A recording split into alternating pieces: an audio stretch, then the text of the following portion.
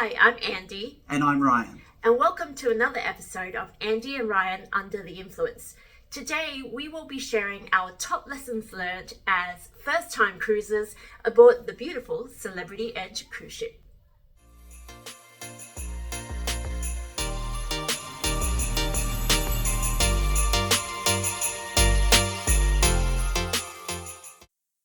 Hi everyone, we're fresh off our Celebrity Edge cruise and wanted to share our lessons learned with you.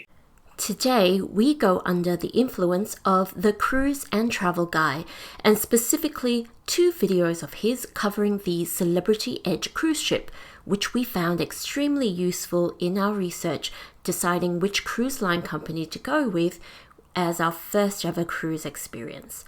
The first video covers his in-depth review of the cruise ship, food, beverages, entertainment, and facilities provided.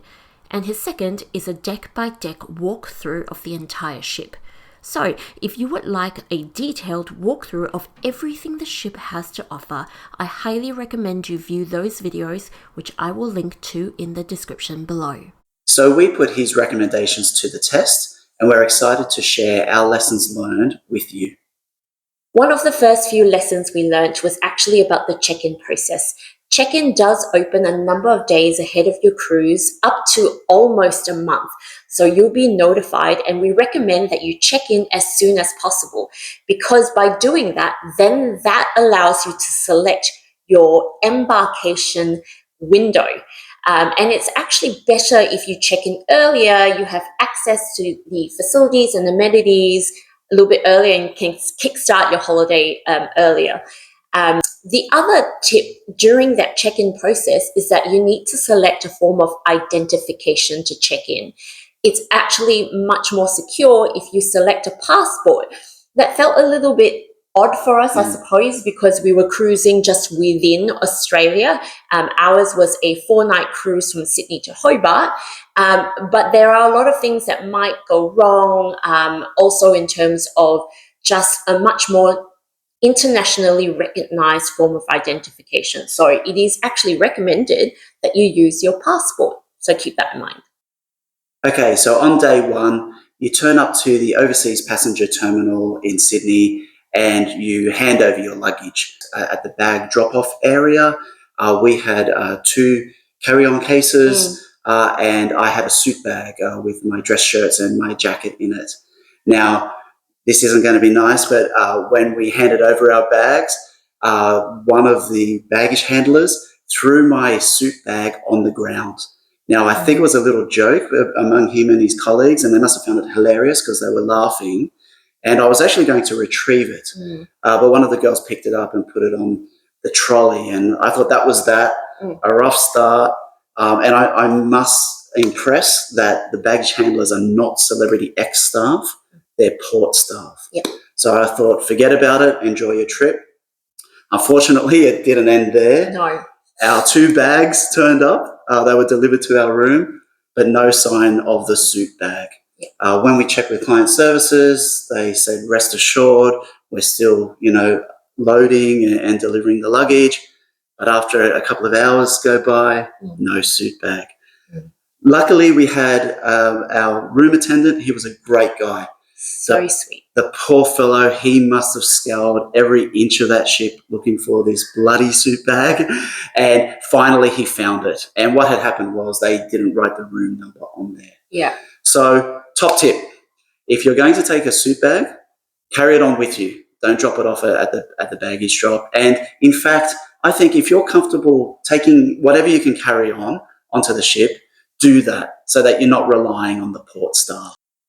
So let's talk about the all-important aspect, which is the room that you select for your cruise.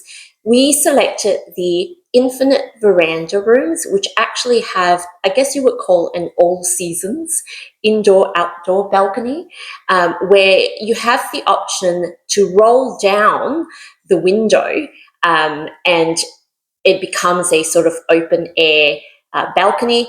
But you also have the option of keeping it up, and it's floor-to-ceiling glass, and you can actually watch the world go by in the comfort of your your room without all seasons really affecting you. So I really personally like it. I know that it is a little bit of a controversial design. Some cruise travelers really don't enjoy it at all, but I found that it was actually a really good option for us because our cruise happened to be heading down to Hobart, where it was a little bit chilly, and we did encounter some rocky weather along the way. So that was actually a really good tip.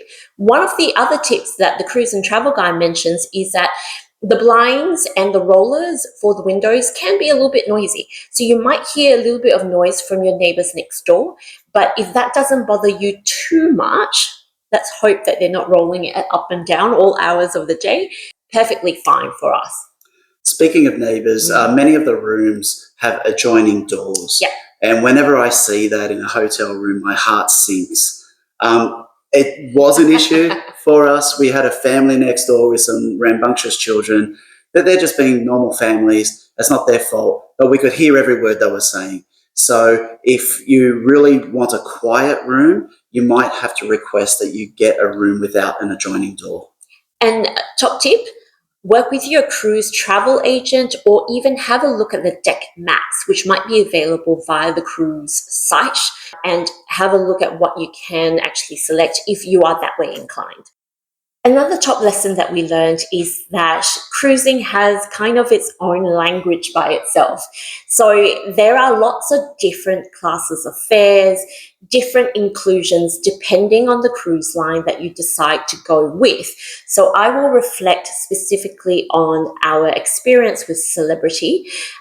We went with the all-included fare, which means that you have your basic cruise-only fare, but also a beverage package and some Wi-Fi on top of it, both of which were the most basic of the options of beverage and Wi-Fi. They're higher tiers that you can choose. I wanted personally to put the Cruise and Travel Guy's review to the test because his video was all about testing out the all-included fare and really trying not to spend any more than what was paid for.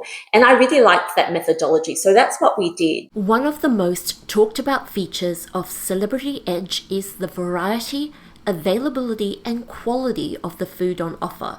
All food on your Celebrity cruise is included, which is fantastic.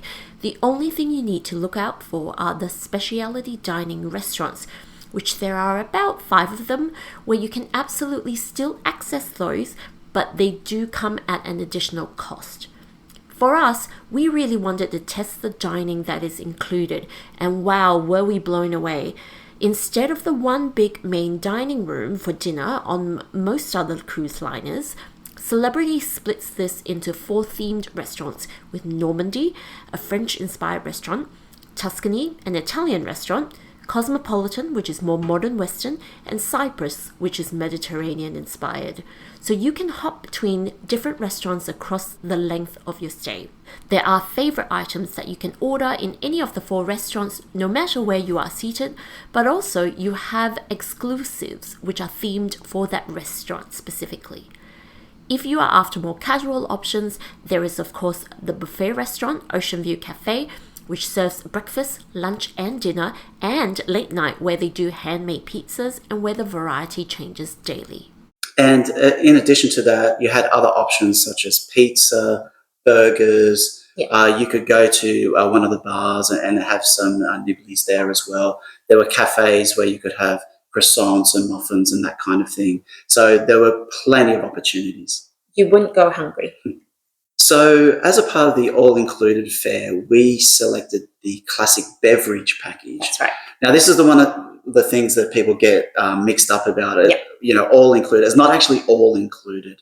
And that's probably best shown by the beverages. Yes. So the classic package gives you a lot. There are a lot of beers on the menu, a lot of cocktails on the menu.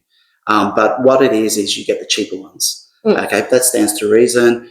They're classics like martinis and Manhattans, so that there's no issue there. What you can do, you can buy the premium drinks, but you pay the difference. On some of the chat forums, they say that you can ask for the booze to be swapped out for cheaper labels. We tried that a number of times, didn't work, so I don't think they do that anymore. But if you want to pay more for allegedly a better drink, you can, but remember you're paying in US dollars. So it's not that $5 extra, whatever the exchange rate is, and the service charge on top of that as well. I was happy with my selection. I'm a cocktail fan, as friends of this video will know, and I was happy with the selection. There really was a lot of selection, and I believe the sort of price level that they implemented on the classic beverage package versus the premium beverage package is $12 and below was what they limited us to. But that gave us a lot of options, and there were obviously different beverages in each of the different bars. There's probably about 4 to 5 different bars that you could go to. Each had their signature drinks. So our top tip there is ask the question. Ask what is included in your beverage package that you have purchased, if you have purchased one, and ask the bar staff to help you. And that's really good advice, because every bar is different. Sometimes the cocktails which are classic here are premium there, and vice versa. And at one point I asked for a premium beer, quite innocently, and then the fellow was good. He told me it was a premium. So instead, I ordered a martini. Now, the weird thing is the martini was $12 and the beer was $9, but rules are rules. It's just the way it is. As far as bars are concerned, my favorite was the Martini Bar. That was inside. That was the hottest place in town. You could hardly get a seat at the bar. That's where everyone wanted to be. But there are also plenty of outdoor bars as well. The pool bar, there's a sunset lounge. There's one called the Magic Carpet. Unfortunately, the weather was a bit wild and certainly windy and a little bit cold. So we didn't really want to go out there. And certainly I spent most of my bar time in the Martini Bar. Let's move on to entertainment, because you are on the cruise. You're kind of limited to what is actually organised by the cruise line. And Celebrity was spot on in terms of the sheer amount of activities that they had throughout the days, not only the days at port, but the days at sea as well. And so we participated in a number of little things. So one of which was the silent disco, which I was highly entertained to watch, to people watch. So those were where you had your headsets, you could tune it to different channels to listen to different music, and everyone had a ball. There were different activities outdoors as well, sports activities and competitions. We went to a concert. That was great. That's right, absolutely. And the top tip that I'll share here is that you have the agenda shared with you about 2 to 3 days prior on the app. So you can actually go in and have a look at what's happening day by day, bookmark and favorite the ones that you like. On top of that, in the room, your room attendant will actually provide the night before the agenda printed out for you really nicely for what's happening the next day. So that was actually, I found, really useful to help you decide what you wanted to do. There are a couple of tips, though, that we learned the hard way. And one is that not everything that is on the agenda actually happens in real life. And we turned up to a couple of things which just didn't eventuate. Yeah. And we heard other guests complain about other things that apparently didn't eventuate either. Bear that in mind. Don't get your heart set on it. The descriptions of the events can be a little bit OTT. So the stunning light show wasn't very stunning. It was just lights turning on and off. But it was accompanied by some acrobatics by the cocktail bar staff, and that was excellent. You're talking about the chandelier light show. That's right. That's right. Yeah. And I think the thing is, because there is so much going on, if you don't like anything, just move on to something else. That's right. But another tip is, if you're keen on a particular event, get there early. Particularly if it's in the Martini Bar, everyone struggles to get a seat. I would say half an hour minimum. I'd be getting there an hour beforehand, order a martini, and just wait. So after all that eating and drinking, you probably need to do some exercise. So there's plenty of options. Again, there's a running track around the ship, which is great. Although on one morning they were cleaning and water was all over the track, and they stopped us from running. It was like, guys, don't do this in the morning when everyone's going on their Everyone run. was running.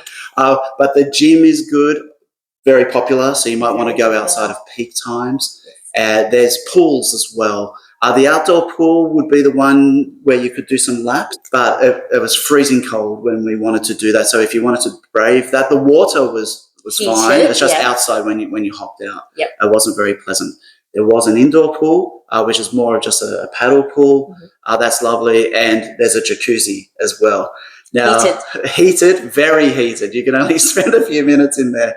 But we found that was a great place to meet other people, have a chat.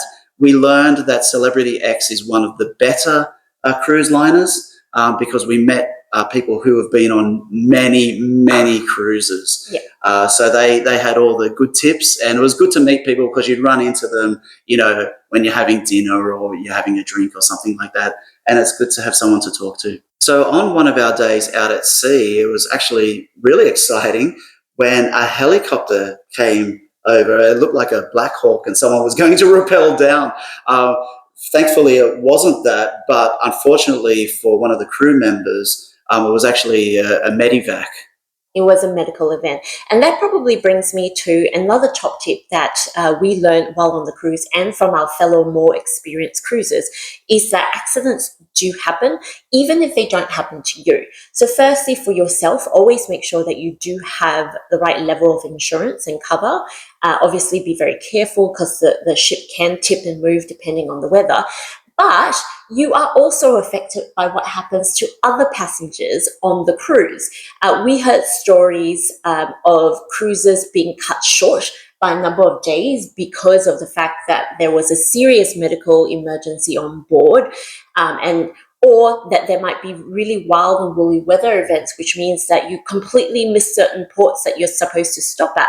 So one of the lessons I think we learned was, don't overplan some of your port experiences. We had booked a car and different restaurants, etc., for our port day at Hobart.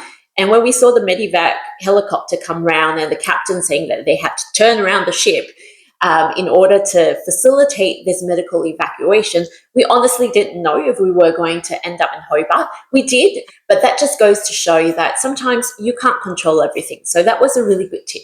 Okay, so our first time cruise, what did you think about the overall experience? Well, I think I've been bitten by the cruise bug. I was a little bit suspicious of it going into it, to be perfectly honest, because it looks like a floating RSL, right? Yeah, it can, right? And sometimes they have bad reputations where you've got a lot of bogans on board and, sometimes the food is bad or the behavior is bad or whatever. I think Celebrity X just smashed all of those myths out of the ballpark. Yeah. I had a wonderful time. It's great because your transport's taken care of, your accommodation, your food, your booze. Everyone was friendly. Yeah. The staff was spot on. And it's so peaceful out at sea. It is entirely peaceful. So I guess in summarizing my final top tip is do your research. There are so many cruise lines out there that cater for specific demographics, whether it's families with children, whether it's a more relaxed older demographic. So really consider what you want to do and achieve on a cruise and what is that tone that you're going for, and then pick appropriately. We hope you enjoyed this video. If you'd like to see more of these, make sure to like and subscribe.